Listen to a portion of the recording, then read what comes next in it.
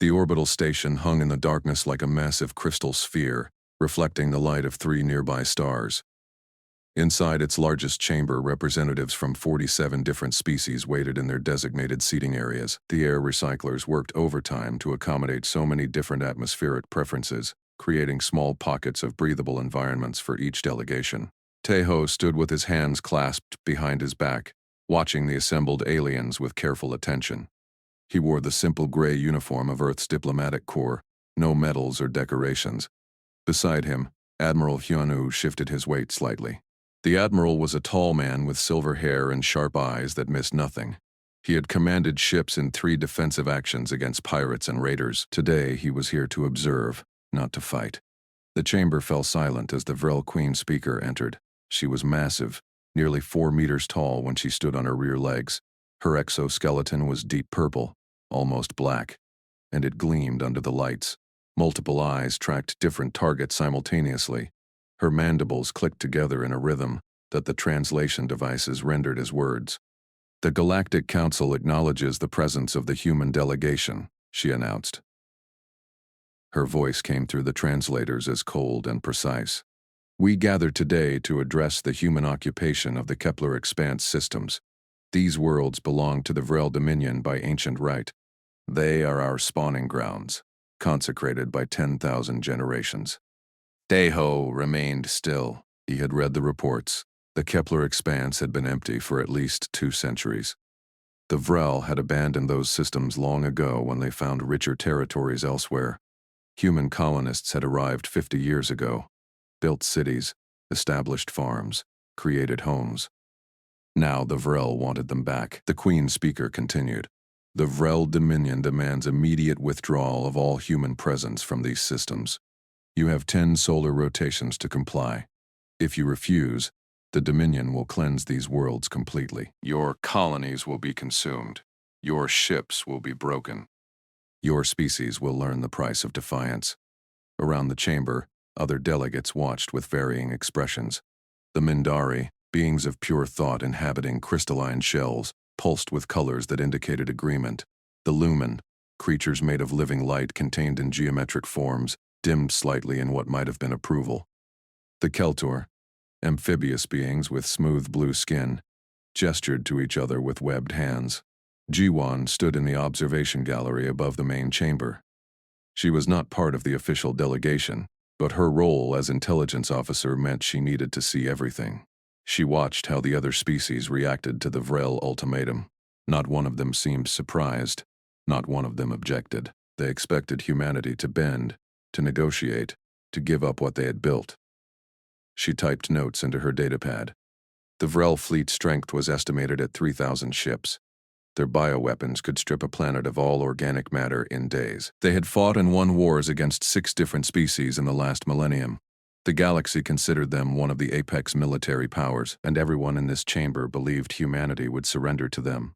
Admiral Hyunwoo finally spoke, his voice quiet but clear. "Ambassador Tejo requests permission to address the council." The Queen Speaker's mandibles clicked with what the translators called amusement. The human may speak. Tejo stepped forward. "The Terran government acknowledges the Vrel Dominion statement. We request 48 hours to consult with our leadership on Earth. This is a matter of significant importance, and we must ensure our response represents the will of our..." The chamber erupted in sounds. Clicking, humming, whistling. All the various ways different species expressed satisfaction. They thought the humans were already preparing to retreat. The Mandari representative broadcast a thought that the translators rendered as, "Wisdom prevails. The young species learns." The Queen's speaker raised one massive foreleg. Silence returned. "The Vrel Dominion grants this request. 48 Earth hours. Return with your acceptance of our terms, and your species will be spared. Refuse, and you will face total extermination. These are the only options." "There is no third path."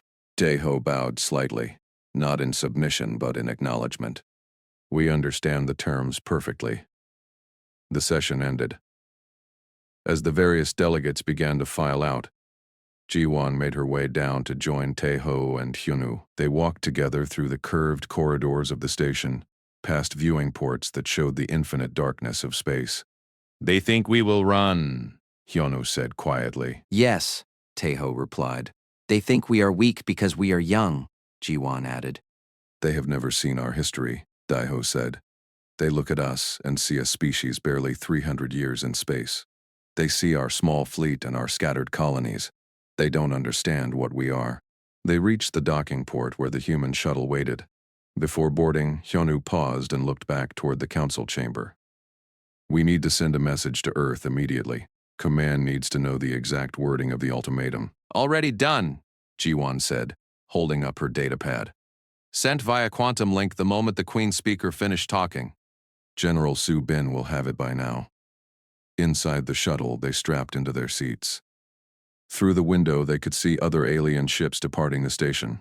Elegant vessels that looked like living creatures, ships made of crystal that caught and bent light, craft that seemed to swim through space rather thick. Their own shuttle was a simple metal box with engines, functional, efficient, built for war, even if it currently carried diplomats. That was the human way. Everything they built could be turned into a weapon if needed. As they began the journey back to the human fleet staging area, Taeyang was already at work 300,000 kilometers away.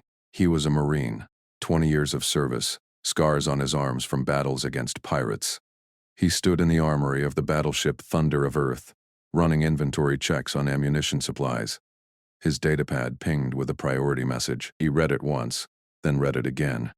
Then he called his squad together, 20 men and women, all veterans, all ready. We have 48 hours, he told them. After that, we go to war.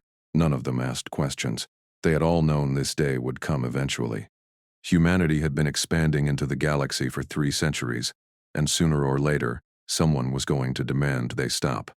The Vrel had just made that demand. Now humanity would give its answer, and that answer would not be spoken in words.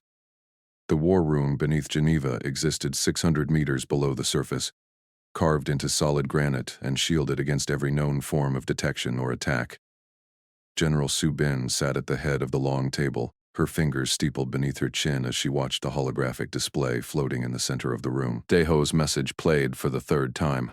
The Queen speaker's ultimatum echoed through the chamber, translated into clear English. 10 solar rotations, total withdrawal, complete extermination if they refused. The words hung in the air like a death sentence. Around the table sat the most powerful humans in the Terran government, military commanders, intelligence directors, political leaders, scientific advisors. 40 people who would decide the fate of billions. When the message ended, Su Bin looked around the table. Opinions, she said simply. Yang Ho, the director of xenological studies, stood up. He was a thin man with gray hair and tired eyes. He had spent 30 years studying alien species, learning their cultures, understanding their psychology. He activated his own holographic display. The Vrel expect us to negotiate, he said. Every war they have fought in their history has ended with negotiation. Even their victories. They conquer a species, take territory, but they always leave the enemy alive. It is part of their culture. They believe in domination, not extinction. The hologram shifted, showing statistical models. I have run simulations based on their historical patterns. In 98% of scenarios, they predict we will offer a counterproposal. Perhaps we keep some colonies but abandon others. Perhaps we pay tribute. Perhaps we accept limits on our expansion. They cannot conceive that we would simply refuse. And if we do refuse? Asked Admiral Henwu, who had returned to Earth just hours ago. Young Ho's expression darkened. Then they will attack. Their fleet is massive. Their weapons are proven. In a defensive war, we will lose 70% of our colonies within the first month. Within 6 months, they will reach Earth. Silence fell over the room. The mathematics were brutal and clear. Humanity could not win a defensive war against the Vrel Dominion. Mincio, the chief of strategic operations, stood next. She was younger than Young Ho, with sharp features and sharper eyes. Director Young Ho is correct about a defensive war, but he is working from the assumption that we would fight defensively. She touched the controls and the holographic display changed. It now showed a map of the entire galaxy, with Vrel territories marked in purple and human territories in blue. There were 47 human colonies scattered across 12 systems, The Vrel controlled 80 systems and had major population centers on 15 worlds. The Vrel have given us an ultimatum, Mincio said. They expect us to respond by fortifying our colonies and preparing to defend them. Instead, I propose we attack. The room erupted in voices. Some shocked, some angry, some thoughtful. Subin raised one hand, and silence returned. Explain, the general said. Mincio highlighted the Vrel homeworld on the display. We cannot defend 47 colonies against 3,000 ships, but we can attack 15 worlds with 300 ships. The Vrel have never faced an offensive war. Their entire military doctrine is built around projection of force into enemy territory. They keep minimal defenses at home because no one has ever dared to strike at their core worlds. She pulled up more data. Human doctrine is different. When we fight to win, completely. We learned this in our own history. When faced with existential threats, half measures lead to defeat. Total commitment leads to victory. Young Ho was shaking his head. You are talking about genocide. The Vrel homeworld has a population of 9 billion. I am talking about survival, Mincio replied coldly. They threatened to exterminate us. I am proposing we exterminate them first. General Subin stood. The room fell silent immediately. She was not a large woman, but her presence filled the space. She had fought in the resource wars on Earth, had commanded fleets against pirates and raiders, had made decisions that cost thousands of lives to save millions. Show me the plan, She said to Minso. The hologram shifted again. Now it showed attack vectors, fleet positions, weapons deployments. Mincio walked them through it step by step. Every human military ship would be deployed simultaneously. Each Vrel major world would be hit at the exact same moment. No warnings, no communications. Just overwhelming force delivered all at once. We had been building our fleet for 3 centuries, Mincio explained. We told the galaxy it was 4FY. Pirates. That was only partially true. We have been preparing for this day since we first encountered alien life. We knew eventually someone would try to stop our expansion. We built our ships to fight that war. She highlighted specific vessels. The stealth ships, like the Silent Requiem under Captain Jae Hyun, can penetrate Vril space undetected. They will deliver planet cracker weapons to the homeworld. These weapons were developed in secret, based on seismic warfare technology. They will tear the planet apart from the inside. And the other worlds? Asked Admiral Hyunu. Conventional assault, antimatter warheads, kinetic bombardment. We have been stockpiling weapons for decades. Bo-Ra and her team in weapons development have been working on new antimatter designs that are 3 times more powerful than anything we have deployed before. We will use them all. The room was silent. What Mincio described was not war. It was annihilation. It was the complete erasure of an entire species from the galaxy. General Subin looked around the table. Vote, she said simply. Total war against the Vrel Dominion. All in favor? One by one. Hands raised. Not all of them. Not immediately. But eventually, 38 of the 40 people in the room raised their hands. The 2 who abstained were not opposed. They simply could not bring themselves to vote for what they knew was necessary. Carried, Subin said. She touched her communication device. All commands, this is General Subin. Execute Protocol, Omega. Full military deployment. All targets are go. Time to execution, 47 hours, 30 minutes. Across human space, the message was received. On orbital shipyards, crews began final preparations. In weapons facilities, Bo-Ra and her team started moving antimatter warheads to loading bays. In barracks on 100 different stations, soldiers like Taeyong gathered their gear and prepared for deployment. Captain Jae Hyun received his orders aboard the Silent Requiem. His ship was one of humanity's most advanced stealth vessels, invisible to almost all known detection methods. His mission was clear: penetrate Vrel space, reach their homeworld, deploy the planet crackers, ensure complete destruction. He read the orders twice, then called his crew together. There were only 30 people aboard the Silent Requiem. It was a small ship, built for infiltration, not battle. But it carried enough destructive power to kill a world. We have our target, he told his crew. Transit time is 40 hours. When we arrive, we will have one chance. We cannot fail. His navigator, a young woman named HFY, checked the calculations. Route is locked in. We will arrive 6 minutes before the main fleet attacks the outer colonies. That gives us 6 minutes to deploy and escape before they realize what is happening. 6 minutes, Jae-hyun repeated. That is all we need. Back on Earth, General Soo Bin stood alone in the war room after everyone else had left.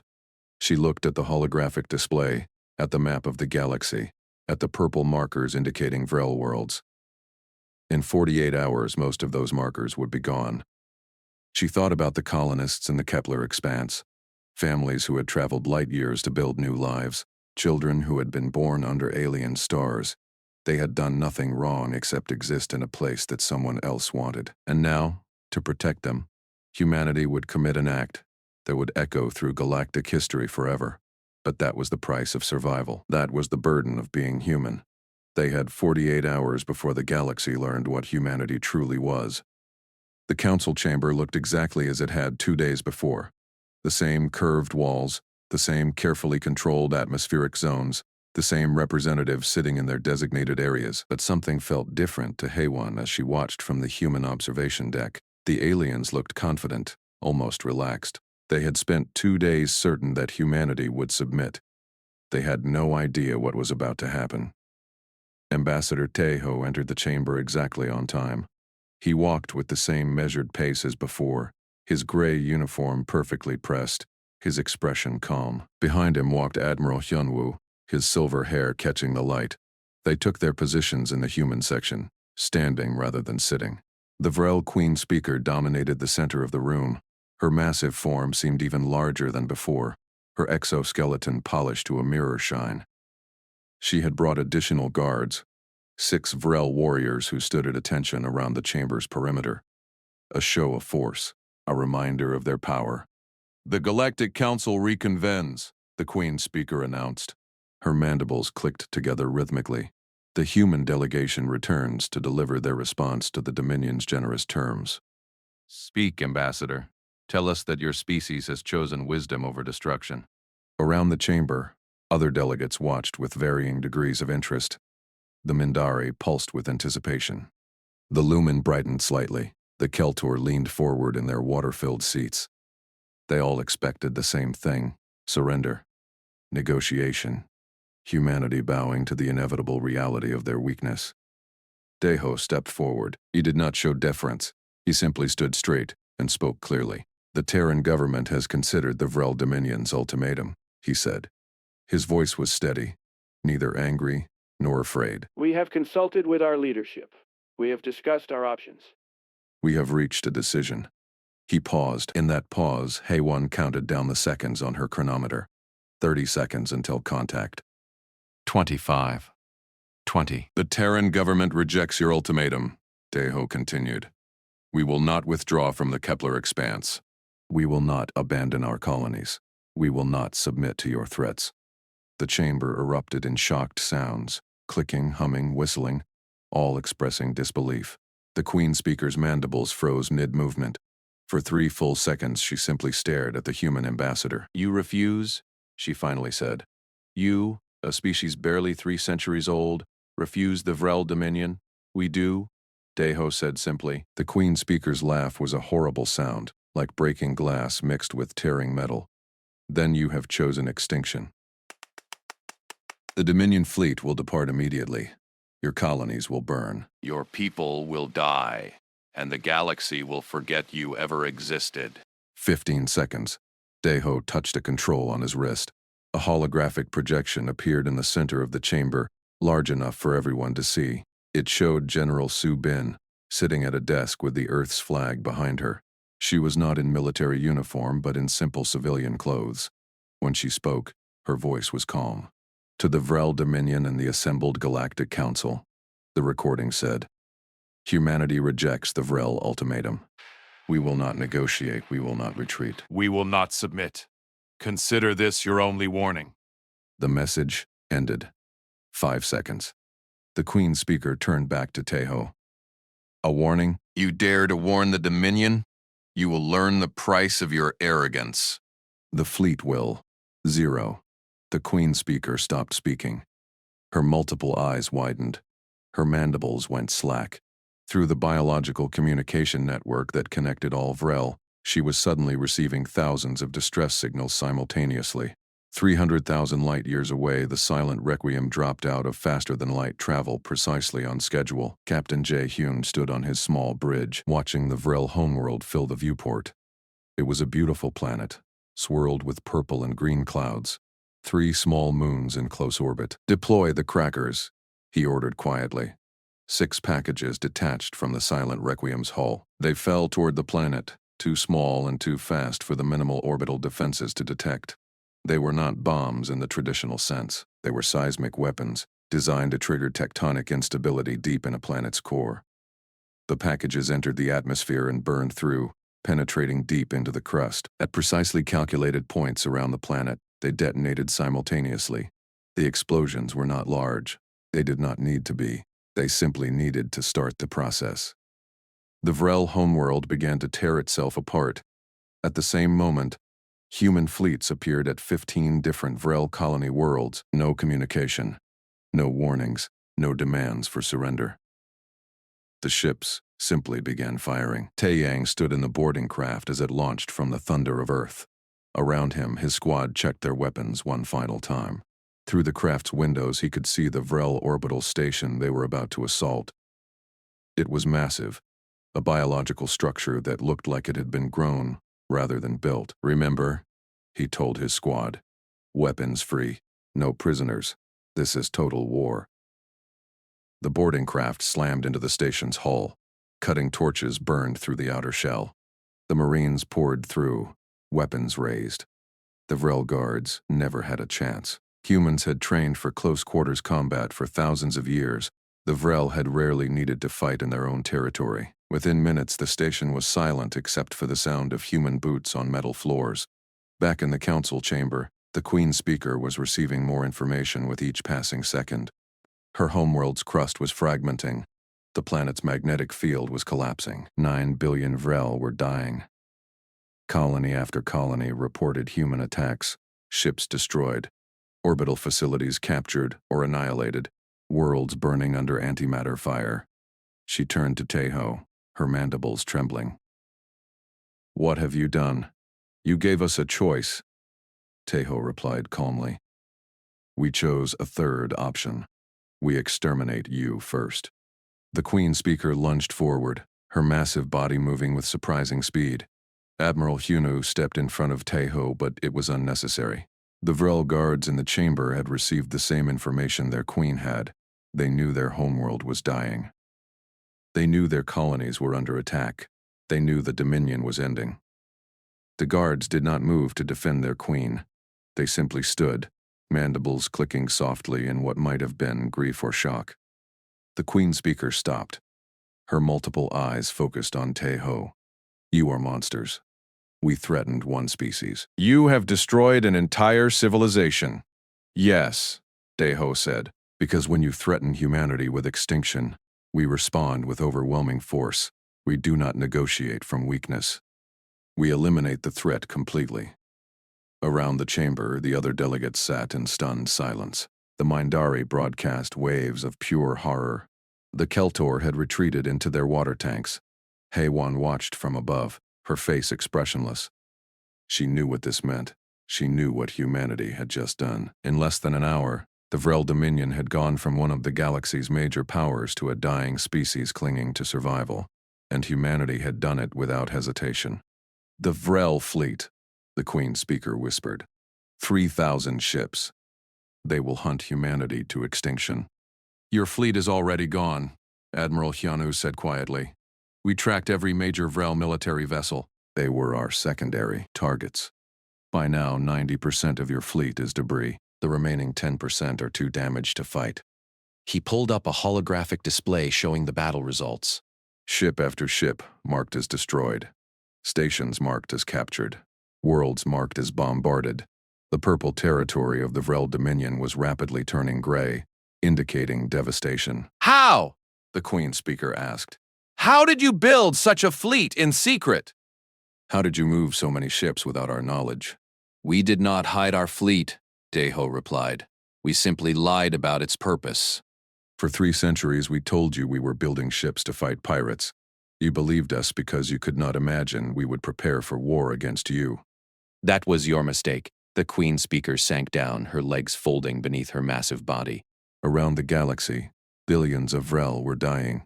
Their civilization, 10,000 generations old, was ending, not in glory, not in honorable defeat, but in sudden, total annihilation. The Galactic Council will stop you, she said, her voice weak. They will unite against you. Taeho looked around the chamber at the assembled delegates. Most would not meet his eyes. Will they? He asked quietly. No one answered. The emergency session began 6 hours after the first human attacks. The Galactic Council chamber was packed with delegates, observers, military advisors, and representatives from species who had never attended before. Everyone wanted to see what would happen next.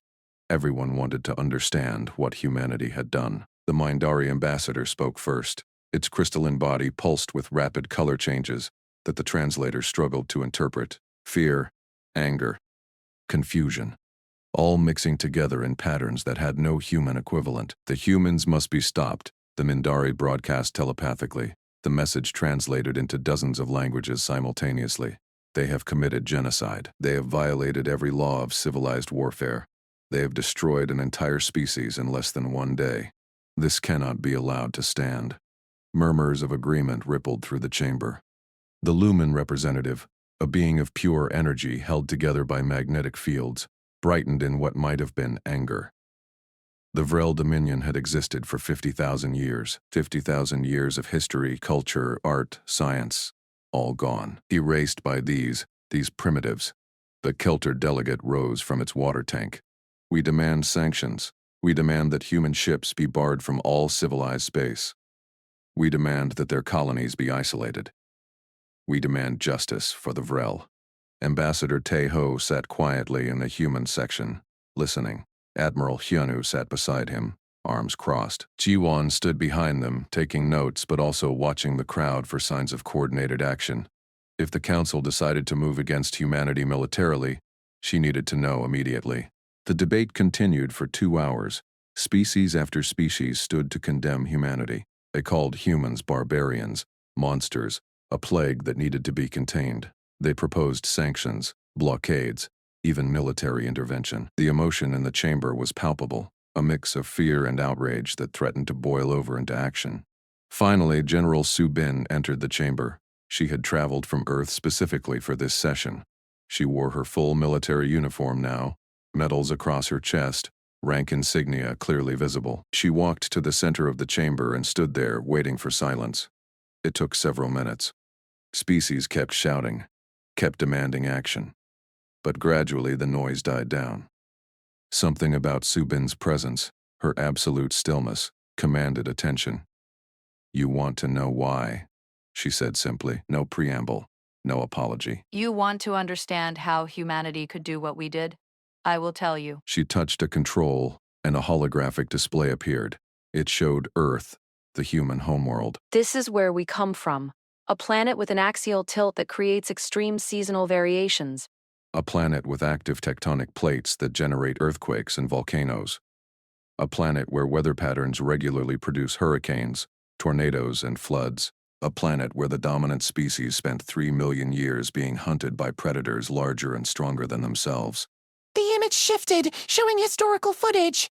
Humans fighting wars. Humans building weapons. Humans destroying and rebuilding civilizations over and over. We evolved on a death world. Everything on our planet tried to kill us. The weather, the predators, the diseases, and most dangerously, each other. We spent most of our history in a state of perpetual warfare. Su Young, Su Bin's aide, handed her a datapad. The general glanced at it and continued. You ask why we responded with such overwhelming force, because it is the only response we know. In our history, when one group threatened another with extinction, half measures led to defeat. Total commitment led to survival. We learned this lesson over and over. The species that hesitated, that tried to negotiate, that showed mercy to enemies who offered none, those species died out or were conquered. The Mindari ambassador pulsed angry red. But the Vrel only threatened your colonies. They did not attack Earth itself. You could have withdrawn. You could have negotiated. Instead, you killed billions. Yes, Subin said calmly. We killed billions to protect millions. Because we understand something you do not. When someone threatens your existence, you do not wait to see if they mean it. You do not hope they will be merciful. You eliminate the threat completely. She pulled up new data. Every species in this council has cultural mechanisms for surrender. You have protocols for negotiation. You have traditions of honorable defeat. You believe in proportional response. These are all reasonable, civilized approaches to conflict, and they work well when both sides share these values. The display showed human history again. Darker images now. Wars where no quarter was given. Conflicts that ended in total annihilation of one side or the other. Humans do not have these mechanisms. We do not have a surrender reflex. Our evolution did not favor those who submitted. It favored those who fought to the death. Those who, when faced with extinction, chose to take their enemies with them. Chung Su, Earth's chief diplomat, stood up to support Su Ben. He was an older man with kind eyes, but his voice was hard. You wonder why we built such a large fleet while claiming it was for defense against pirates. Because humans learned, in the bloodiest way possible, that you prepare for war during peace. You assume the worst of potential enemies. You build weapons you hope never to use, and when someone forces you to use them, you use them without hesitation. He looked around the chamber. Every species here evolved cooperation as their primary survival strategy. You learn to work together, to compromise, to find common ground. These are admirable traits. But humans evolved competition as their primary strategy. We learned to fight, to dominate, to eliminate rivals. For 3 million years, the only way to survive on Earth was to be better at violence than everything else. The Kelter delegate gestured with its webbed hands. Surely you evolved past this. Surely you learned cooperation eventually. You built a global civilization. You reached the stars. You must have moved beyond your violent past. We tried. Kyung-soo said quietly. Multiple times, we tried. We built international laws. We created peace treaties. We established rules of warfare designed to protect civilians and limit destruction. And every time, when the next major conflict came, those rules disappeared. Because when your existence is truly threatened, you do not care about rules. You care about survival. He pulled up historical records. In our 20th century, we developed weapons that could destroy our entire planet. Nuclear bombs capable of ending all human life. And when two major powers threatened each other with these weapons, do you know what happened? They built more. Thousands of them. Enough to destroy the planet 10 times over. Because the logic was simple. If you are going to kill us, we will ensure we kill you too. Madness, the Lumen representative said. Mutually assured destruction is insane. Yes, Kyung-soo agreed. But it worked. Both sides knew that attack meant annihilation, so neither attacked. They found other ways to compete, other ways to fight. But the weapons remained, because the threat remained. General Su Bin took control again. The Vrel Dominion made a mistake. They looked at humanity and saw weak young species. They saw our small territory and our scattered colonies. They thought they could threaten us, and we would bend. They did not understand that humans do not respond to threats with fear. We respond with overwhelming force. She pulled up the current tactical situation. The Vrel Dominion was in ruins. Of their 15 major worlds, 4 were completely destroyed. 7 more were heavily damaged. Their fleet was nearly gone. Their population had been reduced by 70% in less than 24 hours. You ask for justice, Subin said. You want us punished for what we did. I understand. But ask yourselves this question. If we could do this to the Vrel, what could we do to any of you? Silence fell over the chamber. That was the real question. That was what everyone had been thinking but not saying. If humanity could destroy one of the galaxy's major powers in a single day, what could they do to the Mindari? To the Lumen? To the Keltor? To any species that opposed them? Young Ho, the xenological director, had traveled with Su Bin. He stood now and addressed the council. I have studied your species for 3 decades. I understand your cultures. I respect your achievements, and I am telling you now, with complete certainty, that humanity is different from you in fundamental ways. You evolved to cooperate. We evolved to dominate. You see negotiation as strength. We see it as weakness unless backed by overwhelming force. He looked at the assembled delegates. You are right to fear us.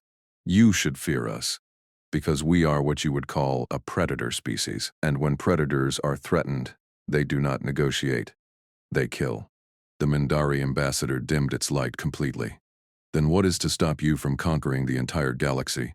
If you are predators, if you respond to all threats with extermination, why would you not simply kill everyone who might someday oppose you? Taiho stood for the first time. Because we do not seek conquest. We seek security. We only attack when attacked. The Vrel threatened us with extinction. We responded appropriately. If you leave us alone, we will leave you alone. But if we threaten you, then we will erase you. Teo finished. Completely. Without hesitation. Without mercy. Just as we did to the Vrel. The chamber fell silent again. The realization was spreading through every delegate. Humanity was not like them. Humanity could not be threatened. Humanity could not be intimidated. Humanity would burn the galaxy to ashes before accepting defeat, and there was absolutely nothing any of them could do about it. 3 months had passed since the Vrel Dominion fell. The galaxy looked different now, not in physical space but in political reality. Trade routes had shifted. Alliances had reformed. Species that had never spoken to each other before were now meeting regularly, all discussing the same topic, humanity. Ambassador Tejo sat in a different seat now, not at the back of the council chamber, where junior species waited for recognition, not in the middle sections where established powers debated policy. He sat at the high table, in one of the 7 seats reserved for the Security Council. Earth now held permanent membership, with veto power over all major galactic decisions. No one had voted to give humanity this seat. No one had proposed it in a formal session. It had simply happened. After the fall of the Vrel, when the Council reconvened to discuss new security arrangements, someone suggested that humanity should be included. And no one objected. No one dared to object. Jiwan worked in a new office now, larger than her previous space. Her title was Director of Interspecies Intelligence, and her staff had grown from 12 people to over 300. Every day, reports came in from across the galaxy, which species were building new ships, which governments were forming new alliances, which territories were being disputed, everything that might, possibly, someday, become a threat to human interests. The Keltor are requesting permission to expand into the former Vrel territories, she told Deho during their morning briefing. They want to establish colonies on 3 worlds that the Vrel abandoned. Minimal. They are resource poor. The Keltor are primarily interested in agricultural development. Approve the request, Deho said. Let them know we have no objection to their expansion. This was the new reality. Species asked humanity for permission before expanding. They did not have to. There was no law requiring it. But they asked anyway, because they feared what might happen if they did not. Admiral Hyunwoo commanded the largest fleet humanity had ever assembled. 3,000 ships, the same number the Vrel had possessed before their fall, but where the Vrel fleet had been spread across the human fleet was concentrated, mobile, and ready to strike anywhere in the galaxy within days. He stood on the bridge of the new flagship, Eternal Vigilance, reviewing deployment schedules. How many ships are requesting to join the coalition fleet? He asked his operations officer. 23 species have offered ships, sir. Total of 400 vessels. Most are lighter classes, frigates and destroyers. The Mindari are offering 3 cruisers. The Mindari, Hyunwoo said thoughtfully. The same Mindari who called us barbarians 3 months ago. Yes, sir. They say they want to contribute to galactic security. They want to stay on our good side, Hyunwoo corrected. Approve their application. But keep the coalition ships in separate task forces. I do not want them integrated into our command structure yet. This was another change. Multiple species had requested to serve alongside human forces. They called it cooperation. Hyunwoo knew it was really about survival. By serving with humans, these species hoped to prove their loyalty, to show they were not threats, to ensure they would not become the next Vrel. Captain Jae Hyun and the Silent Requiem conducted their 37th patrol mission along the borders of human space. His ship moved through the darkness, invisible to almost all sensors, watching for threats. He had become something of a legend in the fleet, the captain who destroyed a world, the man who had delivered the killing blow to the Vrel homeworld. He did not feel like a legend. He felt like a man who had done what was necessary. When people asked him about how it felt to kill 9 billion beings, he gave the same answer every time. It felt like survival. His crew understood. They had all been there. They had all watched the planet crack apart beneath them. They had all seen the readings as the Vrel civilization ended, and they all knew they would do it again if ordered. Bo-Ra continued her work in weapons development, but her priorities had shifted. Before the war, she had focused on defensive systems, on shields, and armor, and countermeasures. Now she worked on new offensive weapons, more powerful antimatter bombs, faster kinetic missiles, better planet crackers. "Why build weapons we might never use?" one of her assistants asked. "Because the galaxy knows we have them," Bo-Ra replied. "That knowledge prevents war more effectively than any defense. If potential enemies believe we will use overwhelming force, they will not attack, and if they do not attack, we do not need to destroy them. Everyone survives." It was a cold logic, but it worked. In 3 months, not a single species had disputed human territorial claims. Not one government had threatened human colonies. The Kepler expanse, the systems that the Vrel had demanded humanity abandon, were now undisputedly human. Colonists there had watched the war from afar, had seen their own species annihilate an enemy in their defense, and had returned to their lives. Marine Taeyang trained new recruits at the expanded military academy on Luna, young men and women from Earth and the colonies, all volunteering to serve. They came in knowing what human military service meant. They came knowing that humanity did not fight defensive wars. They came ready to be the next wave of soldiers who would enforce humanity's survival. "Remember," he told them during close-quarters combat training, "we do not give warnings. We do not accept surrenders. When we fight to eliminate the threat completely. This is not cruelty. This is survival." The recruits practiced with weapons that could punch through Vrel armor, that could cut through Mondari crystal, that could disrupt lumen energy matrices. They trained for war against every known species, because humanity prepared for every possible threat. Young-Ho gave another lecture at the Xenological Institute. His topic was the Great Felte theory, the idea that something prevented most species from reaching advanced civilization.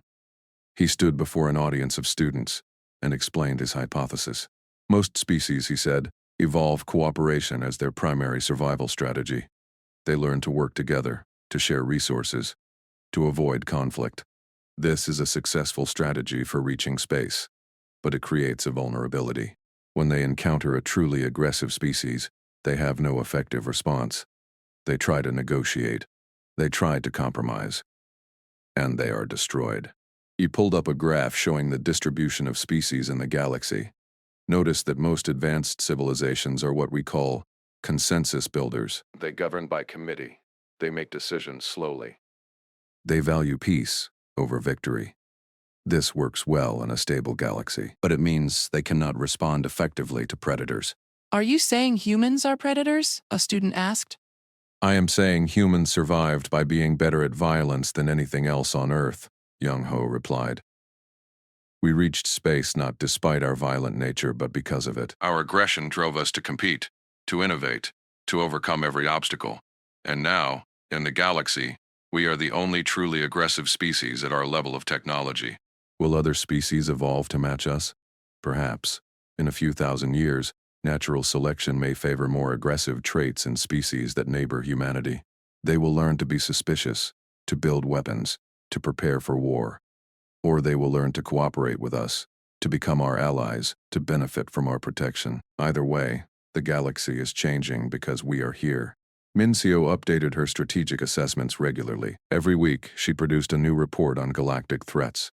The Mondari Collective had reduced fleet strength by 30% and requested human military advisors. The Lumen Consensus had opened full diplomatic relations and offered technology exchanges. The Kelter Federation had signed a mutual defense pact with Earth. What about emerging threats? General Subin asked during a briefing. None that require immediate attention, Mincio replied. The destruction of the Vrel has effectively deterred any species from challenging human interests. We are seeing increased cooperation, not increased hostility. And if a new threat emerges, then we respond as we did with the Vrel. Overwhelming force. Complete victory. No hesitation. Subin nodded. This was the doctrine now. This was how humanity operated in the galaxy. Not through diplomacy first, but through the credible threat of total destruction. Peace through superior firepower. Security through demonstrated willingness to use that firepower. Ambassador Taiho addressed the Galactic Council during a routine session. The topic was expansion protocols, how to handle territorial disputes between species. It should have been a boring discussion of legal frameworks and precedents, but Taiho turned it into something else. Humanity supports the creation of clear expansion guidelines, he said. We believe that species should be able to claim unclaimed territories without interference. We also believe that once a species establishes a presence on a world, that claim should be respected by all others. So did the Lumen. So did the Keltor. Everyone agreed with whatever humanity proposed now. However, Taiho continued, we want to be clear about one thing. If any species threatens established human territories, we will respond with the same force we used against the Vrel. This is not a threat. This is a statement of fact. We do not negotiate when our survival is at stake. We eliminate threats completely. The chamber was silent. Then, one by one, species representatives indicated their agreement. They understood. The message was clear. Leave humanity alone, and they would leave you alone. Threaten humanity, and they would erase you from existence. This was the new galaxy. Not better than the old one, necessarily. Not worse either. Just different. A galaxy where one species had demonstrated their willingness to commit genocide to protect their interests. A galaxy where everyone else had learned to accommodate that species, to work with them, to avoid becoming their enemy. Hei-Wan looked out from the observation deck of the Eternal Vigilance at the stars beyond. Somewhere out there, the remnants of the Vrel Dominion still existed. A few billion survivors on minor colonies, ships that had been too far away to be caught in the initial assault. They were no longer a power. They were refugees, scattered across the galaxy, dependent on the charity of other species. Humanity had not hunted them down, had not pursued them to extinction. Once the threat was eliminated, the killing stopped. This was important. It showed that humanity was not mindlessly violent, not bent on conquest for its own sake. Humanity had simply responded to a threat with overwhelming force, and when that threat was gone, humanity returned to peace. But everyone knew. Everyone understood. The precedent had been set. The galaxy had seen what humanity would do when threatened, and that knowledge, more than any weapon, more than any fleet, kept the peace. Because now, finally, the galaxy knew what humans were.